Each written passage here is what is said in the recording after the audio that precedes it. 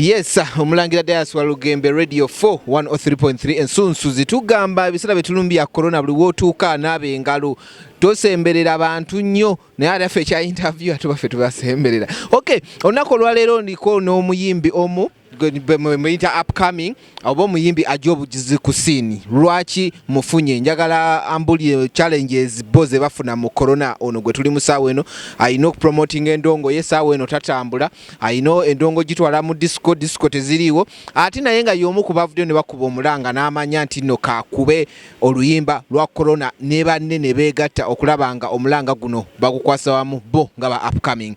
Omuyimbi tugenda kuba tumutegeera erinnya avaawa biki byakola ate ye ng'omuntu corona ayina okupromoting endongo ye corona amuyisa atya. Omulangira Diaswa Lugembe tuli ku Radio 4 ensunsuzi. Omukulu seba gye baleko taata kale seba gye baleko seba kale amanya bampita Echo One Echo ageeka ba taata ne mama ge bakutuuma agewaka bampita yawe Julius mweddira emikira mwedira simanyi mwedira okay yeeyita One Echo agenda kutunyonyola ekintu kino ekya corona kimuyisiza tutya endonga agiyingira ddi okutuuka nti ye ayagala giyisa mu corona alabe ng'ate egguka eri. Okay, watandika ddi okuyingira omuziki nga okutandika omuziki gwo nava dda mu buto nga gunnimu bwentyo ku ssomero biki naye okuyingira nti oba ntandika okuyimba natandika 2017.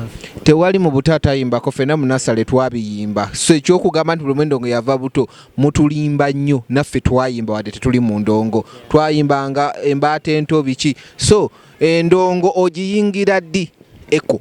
Endongo nagiyingira 2017 2017 18 19 20 emyaka eno oli mu ndongo emyaka esatu tubale esatu 20 omwejjeeko maasi we simutegedde nga nze omuntu.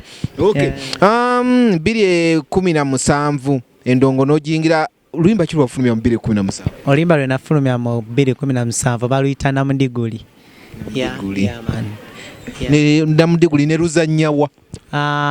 By that time teluyina nnyo lwazannya naye nga nagezangako ekitono nga bw'obimanyi ng'otandika oba olina oyiga okumanya kitegeera oba tomanyi bingi oba otandise kati ng'olina okiwa time naye nga lwatambulamu katono ne ndukola vidiyo awo so ne lutambulamu nengezaako ekitonotono nga bw'obimanyi kyewasobola. Abaana abato ebiseera ebisinga oba abayingira obuyingiza endongo tetubawa chance naye ate nga nabo ebintu ebimu oluusi baba batuleetedde ebintu bye tusobola naffe okwenyigiramu. Yes, 2017 ze 2018 n'otuukawo 2018 era nennyongera n'ennyimba.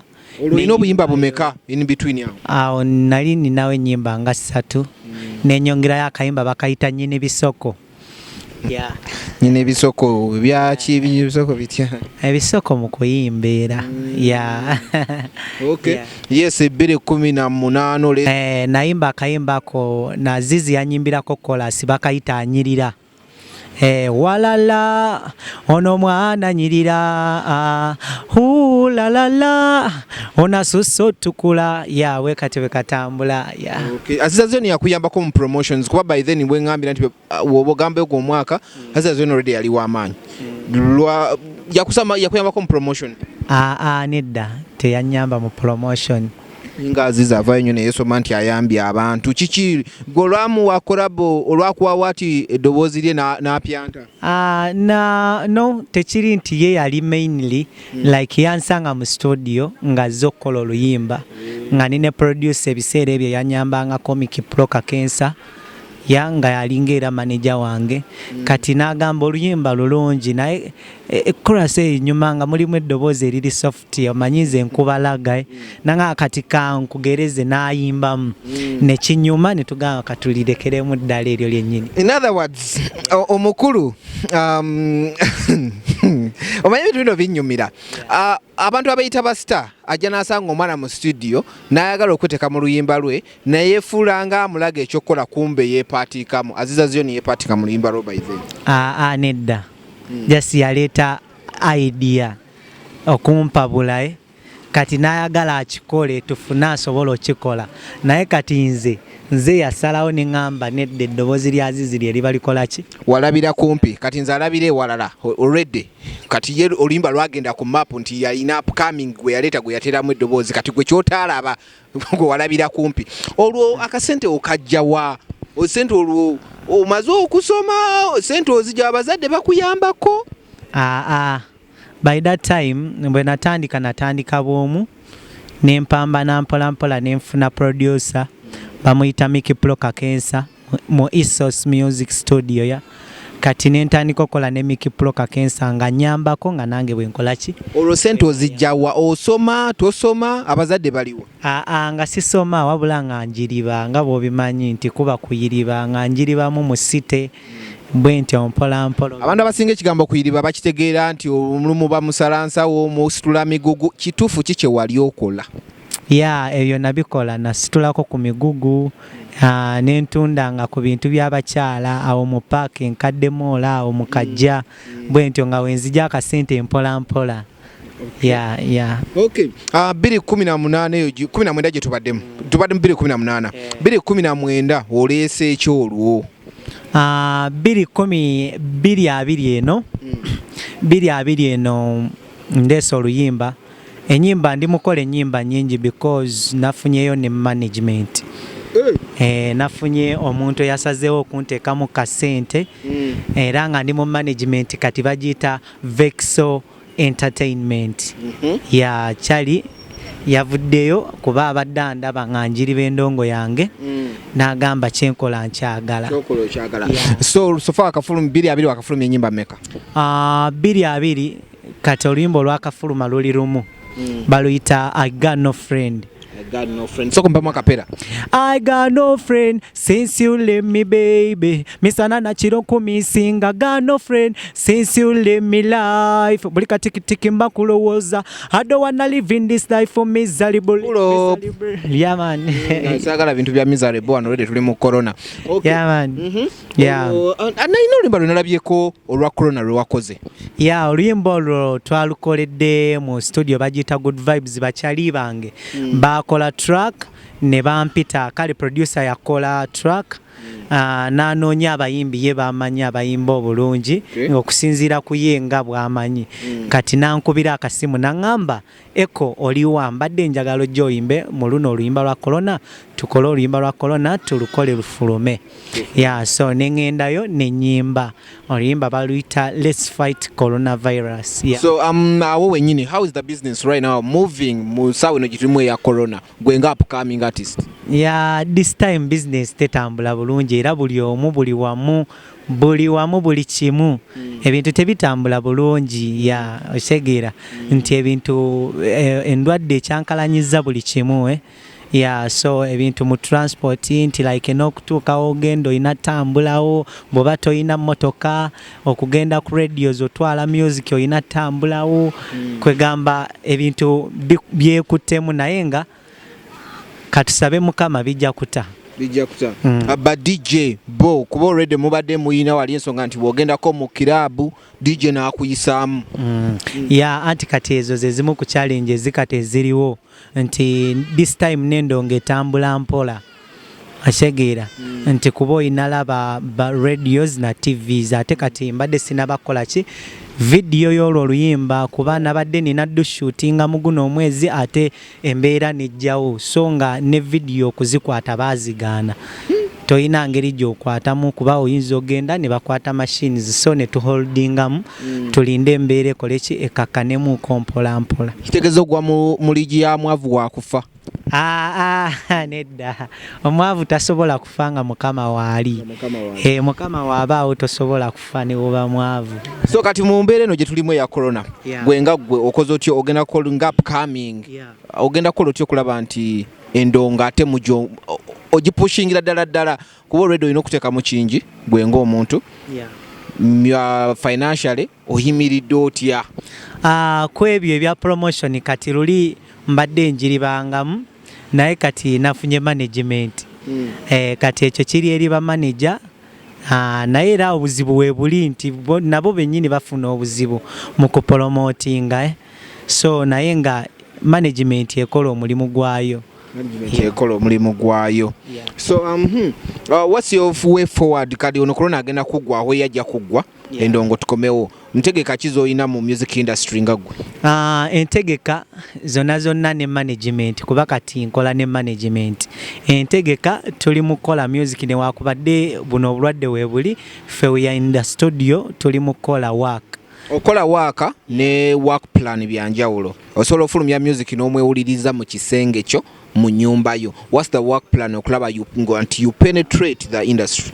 Era kyekyo kyekimu kola ekimu good music bangi bamukoze ne basigala gundi underground sebo. You have to be with a work plan. Nkimanyi kati work plan eyo eri wakati wange ne management. Osegeera tugenda fulumya music tukole videos tukole ne promotion tusobole otambuza waka after ngembeera eteredde. I always tell upcoming artists n'abayimbi abamu abavuddeyo ne bajja ku scene already tubalabyeko. The moment you start the industry nga tolina work plan akayimba kagenda kuba kahitinge ebere hiti kakuddire oddeyo ku zero. Now oli upcoming kubuza work plan ninawe kenyini owoza management. I don't think the management te sharing nawe what you going to do next. No work plan ya ferinti tukola music kati kiri bwe kiti tukola music mwene embeera fe tusigadde tukola music after we are going to make videos after tukole promotion z'ennyimba. Osegeera tutambuze music ku radios ku TV ne underground. Osegeera to meeting ba DJs kyonna aggressiveness zero nze sometimes ebintu ebimu mbitunulira oba we guide the artist naye ne bakirabanga kyakuzanya. Anyway financially nga yo team yo eyimiridde etya inayo abakuwandiikira ennyimba oba mugenda kuba mugula buguzi? No music newandikira nempa management nze nenkola nempandika nempa management ne balondako because I've been writing, I know how to write. Mpandika niwe kibanga kyetagisa nti wano bankwatemu era nakyo tujja kikola. Segera wamade manyo ja kuwandika otuko gamenti kati right now kankole ki kubanga abantu bagala tests ezenjawulo. Ekyanti kyekyo kyenkugambye nti sigaana we wabanga time ya kugula so nze mpandika nembawa ne balondamu we baba tebalonzeemu kati next plan ne bafuna yagula naye sofa music gwenina bamwagala. Wafunyeko obuzimu bulamu bo ne ba producers aba audios naddala kuba ebiseera ebisinga bwaba upcoming ayinzo endonga ayinzo gimazayo weeks mukaaga center aziridde amubuzaabuza already problem ojogedde. Already bafunyeko yeyo abamu naye just sisobola bamenya manya naye nga webiri waka nalwayo singa twakola dda video oluyimba olwasooka naye era yembeera bwe yaggwawo netulemesa netuyikola oluyimba olulala nga terufuluma osegeera tewali so netusalawo netugamba katunoonye producer omulala tukole olulala luli tusooke tumuwe obudde amalirize. Osegeera kuba wonovayo noyogera bajja kulowooza onoonya linnya bajja lowooza noonya linnya naye ngaeyo problem nnene nnyo tugifeesinga eyo.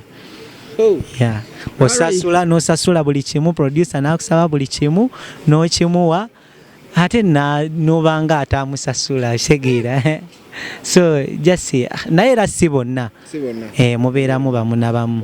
Agenda kusooka mpeyo akapera ka oluyimba lwa corona. Oluyimba lwa corona ono twaluzannyeko ku Radio 4 ate tukyaluzannya paka corona ngavuddeko. It's an awareness. Mwena mwe muwulire message nti abaana beewaddeyo okulaba nga nnyimba za corona bazifulumya kumukumu. Already tulina abantu bawera bameka. By the way nga bw'okitegedde nti kyali just kyaba artist kuyimba ku situation netutwalako obukedde netufulumyako mu mpapula nekikoma bya one blood mubyagala tewe muvayo temujjukira baba kagamba is you and I fight coronavirus in this world is you catch let's get together and fight coronavirus in this world. Pull up edobozi alina just luck ndowooza yene mulemesa abantu bangi balina amaloboozi bavuddeyo nga bakuba omuziki omulungi but luck kumanye n'endongo buli wantu endongo yeetaagamu omukisa. Kati ate nze bwe mba nnyimba style okubanze nayimba ngambawo obubaka bwenti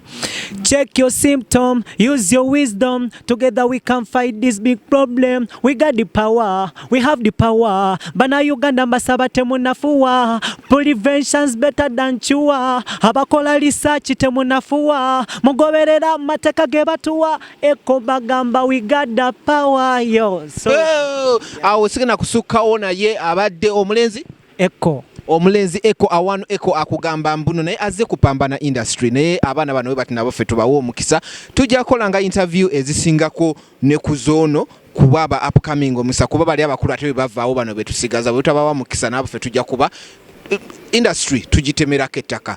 Awan Dias omulangira Radio 4 ensunsuzi.